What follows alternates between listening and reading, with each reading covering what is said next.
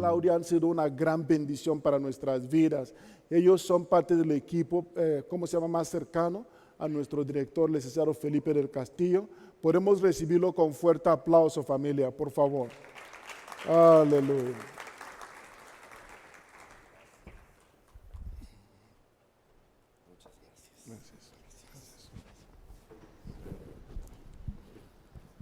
La verdad es que me siento privilegiado, soy privilegiado de estar hoy con ustedes y más privilegiado por ver la obra que Dios hace en esta congregación.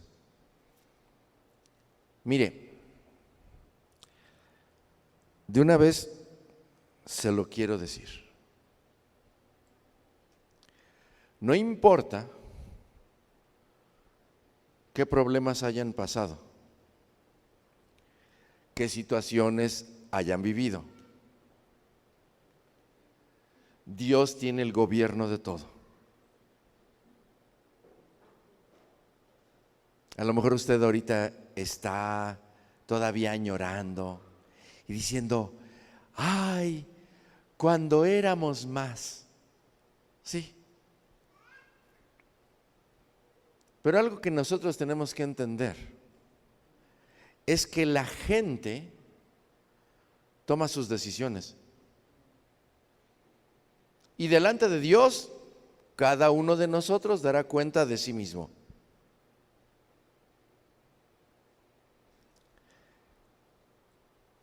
Pero no es de lo que voy a hablar. O sea, esto es así como que algo que Dios puso en mi corazón ahorita que estábamos en la alabanza. Por eso yo estaba llorando. Porque he visto que la misericordia y la gracia de Dios han sido grandes con esta congregación. ¿Y saben qué lo veo? Que yo conocí a Gloria y a Denis y a Emanuel, los conocí así. A Emanuel lo conocí en el kinder, era compañero de mi hija, de mi segunda hija, de Raquel.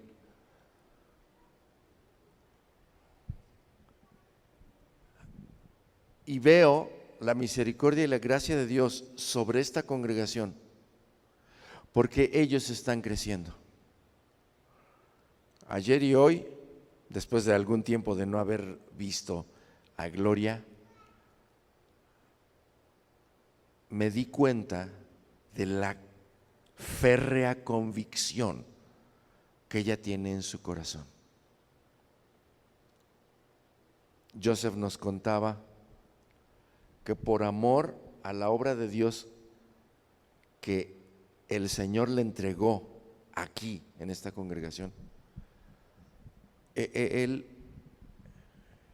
había rechazado una oferta de trabajo buenísima para ir al extranjero, ganar lo que quisiera.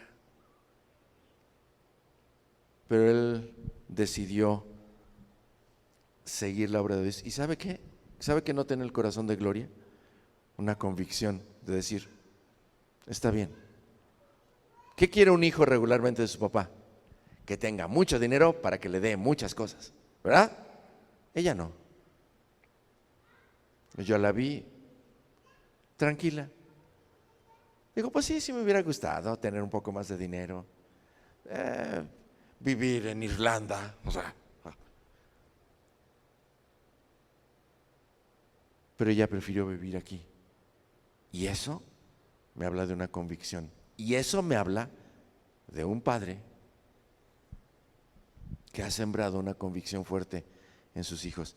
Y veo cómo le arrea Denis a la batería. Padre de la gloria. Toca mejor que muchos que han estudiado percusionismo en una universidad. Y yo digo, a ver, ¿no nos podremos dar cuenta de la bendición que eso es para una congregación? Porque le quiero decir algo, que la bendición baja por la cabeza. Y si en Joseph y Silvia, en Emanuel, en Gloria y en Denis, ustedes ven bendición, y en el bebé que viene en camino, ustedes ven bendición. Seguramente la verán en ustedes. Seguramente, tarde o temprano la verán, porque la bendición baja por la cabeza. Por eso yo lloré de agradecimiento a Dios. Porque los amo también. Porque amo a este hombre y a esta mujer y a sus hijos. Los amo. Los amo. Desde hace mucho tiempo Dios unió nuestros corazones. Y como yo decía en la mañana, si fuera de comparar quién ha bendecido más a quién, pues Joseph me ha bendecido mucho más de lo que yo haya podido ser útil en su vida en algún momento. Y yo por eso lo honro delante de todos ustedes, delante de Dios, porque han sido una bendición en nuestra vida, en nuestra casa, para todos nosotros. Así que, pues empecemos.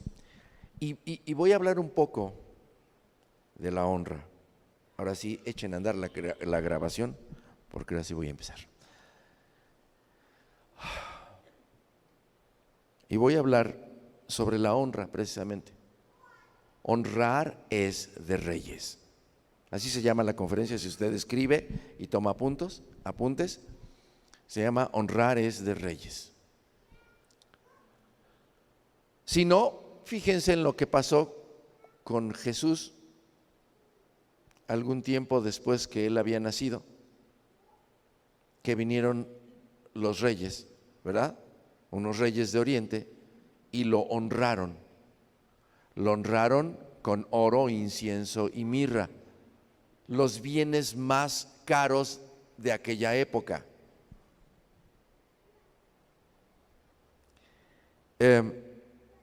La mirra servía para muchas cosas, inclusive para calmar el dolor. Era el paracetamol de la época de Jesús, ¿sí? Y creo que era más amargo que el paracetamol. Bueno, en Mateo 13, 44 al 46, si me acompañan. Mateo 13, 44 al 46. Vamos a leer algo. Dice Mateo 44 al 46. ¿Ya lo tienen? Dice, además, el reino de los cielos es semejante a un tesoro escondido en un campo, el cual un hombre halla y lo esconde de nuevo y gozoso por ello va y vende todo lo que tiene y compra aquel campo. También el reino de los cielos es semejante a un mercader que busca buenas perlas, que habiendo hallado una perla preciosa fue y vendió todo lo que tenía y la compró. El viernes hablábamos de esto en la universidad, en Espiga. Y hablábamos de que Dios es un Dios de excelencia. Él es un Dios de excelencia. Él busca lo mejor. Él, si tiene una cosa en sus manos, la mejora hasta que saca el mayor potencial y la mayor belleza de todo lo que toma en sus manos.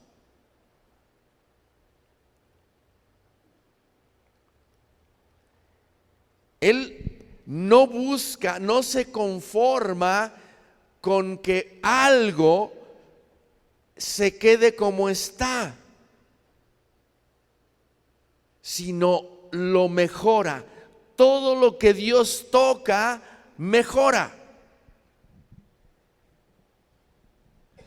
Y a todos los que somos sus hijos, aunque no nos demos cuenta, Dios nos ha inyectado el mismo DNA.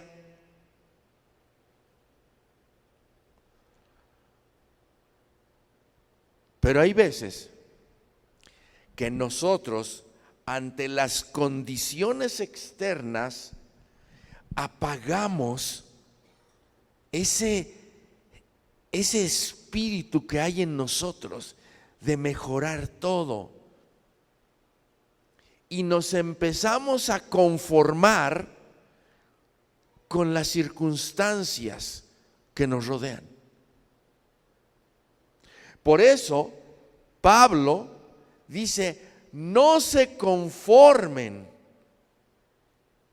a este mundo, sino transfórmense por medio de la renovación de vuestro entendimiento. O sea, Pablo nos dice: no te conformes, no estés a gusto con nada. Vamos, no dice que no seamos conformes, no. Dice que no nos conformemos, o sea, que no tomemos la forma de lo que nos rodea. Eso es diferente. El contentamiento no quiere decir ser conformista. Eso es distinto. Conformista es el que se conforma, el que toma la forma de lo que lo rodea. Eso es un conformista. ¿Sí? Eso es un conformista que toma la forma de lo que lo rodea y no trata de cambiarlo. Tener contentamiento es que con lo que en el momento tenemos, estemos contentos y le tratemos de sacar el mayor provecho, porque el que es fiel en lo poco, le será dado mucho, porque aprende a sacarle provecho a lo que tenga en el momento. ¿Sí?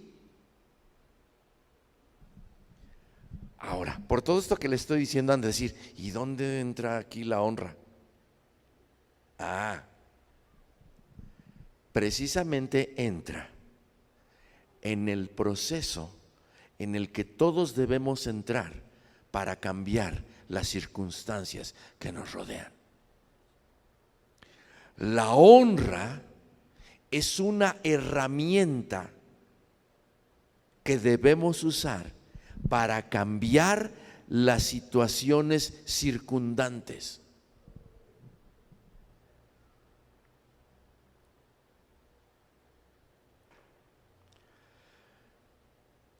Si no, pregúntenle a la iglesia primitiva.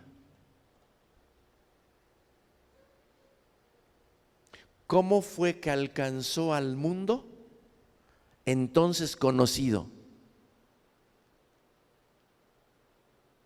La iglesia primitiva cambió la imagen. Nosotros no estaríamos aquí si la iglesia primitiva no hubiera tenido la determinación de cambiar las circunstancias que los rodeaban.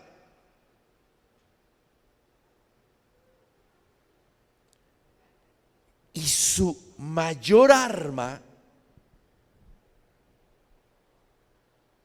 porque lo he analizado, he leído el Nuevo Testamento y veo la historia de la iglesia, y una de las mayores armas que utilizó, si no es que la mayor, fue la honra, la obediencia, la sumisión a la autoridad. Ese fue el mayor impacto que tuvo la iglesia primitiva.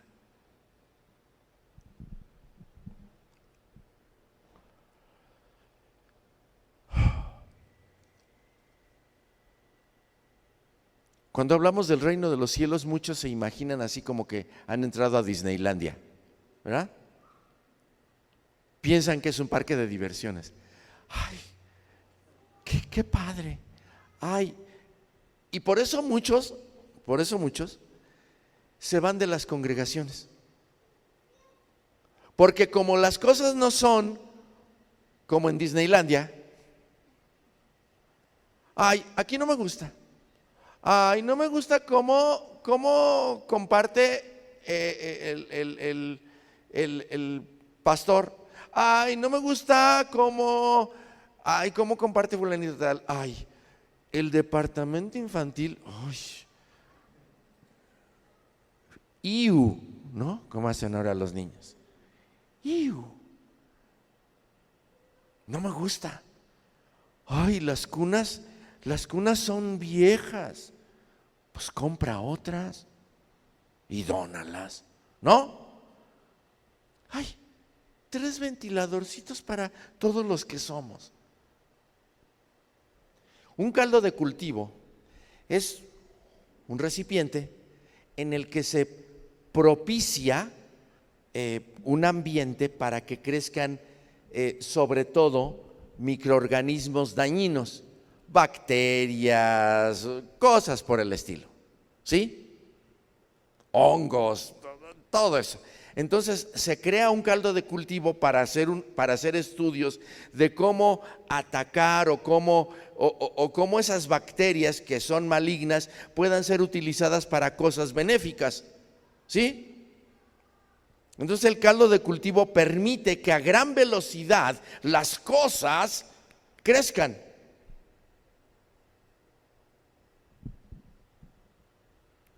Hoy nuestro país es un caldo de cultivo para la deshonra, la desobediencia a la autoridad.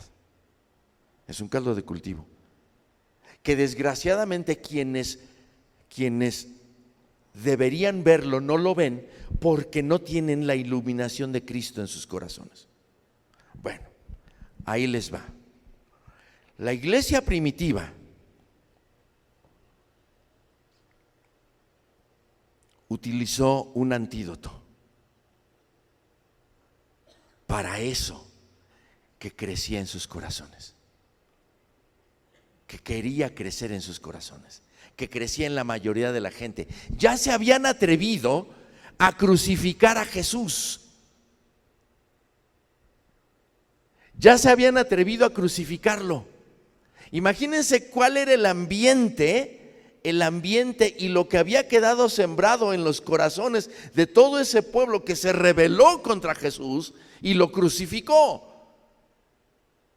Vivían en un ambiente en el que los césares, los reyes, eran gente terriblemente depravada. Césares que se acostaban con sus propias hermanas, incesto, degradación, homosexualismo, todo crecía en ese ambiente. Era un caldo de cultivo terrible para la rebelión en contra de Dios. Todo se rebelaba en contra de Dios, todo era en contra de Dios. Algo muy similar a lo que estamos viviendo, todo antifamilia, todo anticristiano, todo antiprincipios de Dios. Y a eso es a lo que se le da publicidad y se levanta. Y a lo que es cristiano, a lo que es de buen nombre, a lo que, como dice la Escritura, a todo eso se le condena y se dice que es malo y que es perverso. Hoy a nosotros se nos acusa de que somos nosotros los que estamos provocando el desorden social. Se dice que nosotros, por intransigentes, somos quienes provocamos el desorden social.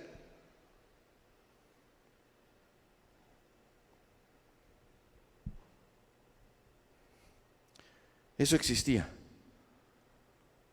en la época de la iglesia primitiva.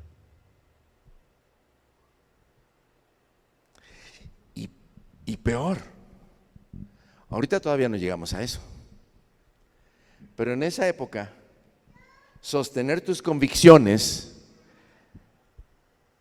te llevaba a la muerte. Cuando la Biblia habla de que si confesares con tu boca que Jesús es el Señor y que Dios le levantó de entre los muertos, serás salvo. Cuando la Biblia habla de eso, no habla de que la gente nada más dijera, ay sí, Señor, pasara al frente y dijera, oh sí, Señor, te reconozco como mi Señor y que tú resucitaste de entre los muertos y ya soy salvo. No, implicaba algo más. En esa época, el César era considerado Dios. Y al único que se le podía decir Señor en público y en privado era al César. Si alguien se atrevía a decir que otra persona era el Señor, era muerto inmediatamente. Era llevado al calabozo y pronto o lo echaban a los leones o lo quemaban en público o lo decapitaban. Eso era lo que significaba: si confesares con tu boca que Jesús es el Señor y que Dios le levantó de entre los muertos, serás salvo. Eso significaba. Hoy, decir que eres cristiano, que tienes tus principios, que has sido bien establecido en la palabra, que tú no crees en mucho de lo que se está diciendo alrededor, te significa, ya está empezando a legislarse, que te signifique ir a la cárcel. ¿Se está legislando eso?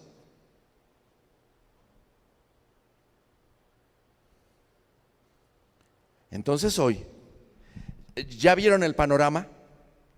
Que se presenta más o menos igual que como lo que había en la iglesia primitiva. Pero hoy les quiero hablar del antídoto de la iglesia primitiva. El antídoto de la iglesia primitiva fue la honra. Fue la honra. Primera de Pedro 2:17. ¿Sí? Segunda de Pedro 2:17. Fíjense lo que decía Pedro, que había estado con el Señor, que estuvo en el día de Pentecostés, que era parte de la iglesia primitiva, que era quien enseñaba a otros, que era supervisor, que era uno de los apóstoles que directamente habían estado con el Señor Jesús. O sea, vean lo que él dice en su segunda carta, en el capítulo 2, versículo 17. Fíjense lo que dice: honren a todos, amen a los hermanos, teman a Dios. ¿Y cómo termina? Honren al rey. Fíjense, esa es es primera de Pedro 2:17. Estoy hecho bolas, es que no me traje mi Biblia y esta es la de mi esposa. No crean que por el color ayer asistí a una marcha, no crean, es la de mi esposa. Pero bueno, primera de Pedro 2:17, disculpen. Sí, dice, honren a todos. ¿Qué dice? A ver, primera frase. Es una como colección de frases, ¿verdad? ¿Qué dice? Honren a todos. Según mis investigaciones filológicas, todos, lo he investigado en varias lenguas. ¿Saben qué quiere decir todos, por ejemplo, en el griego? ¿Sí? ¿Sí saben? ¿No? ¿En el arameo? ¿No saben qué quiere decir? ¿No? ¿Qué significa todos en el arameo, en el griego, en el latín? También alguna vez lo investigué en sánscrito antiguo. ¿Saben qué quiere decir todos? ¿Sí? En esos idiomas. ¿Sí saben? Quiere decir todos. No hay cambio, quiere decir todos. Y dice, honren a todos. A ver, vamos a hacerlo práctico. Honren a todos. A ver, ve a tu alrededor. ¿A quién de ellos no? ¿A quién de ellos no? A todos. A ver, y dice, Honren a todos excepto al que te caiga gordo. ¿Dice eso? ¿Sería a todos? Si no lo haces con el que te cae gordo, ya no sería a todos. Ya no sería a todos. Honren a todos. A ver, ¿los papás a los hijos? ¿Los hijos a los papás? ¿El papá a la mamá? ¿La mamá al papá? ¿El alumno al maestro? ¿El maestro al alumno? ¿Los ciudadanos al gobernador? ¿El gobernador al presidente? ¿El presidente a los gobernadores?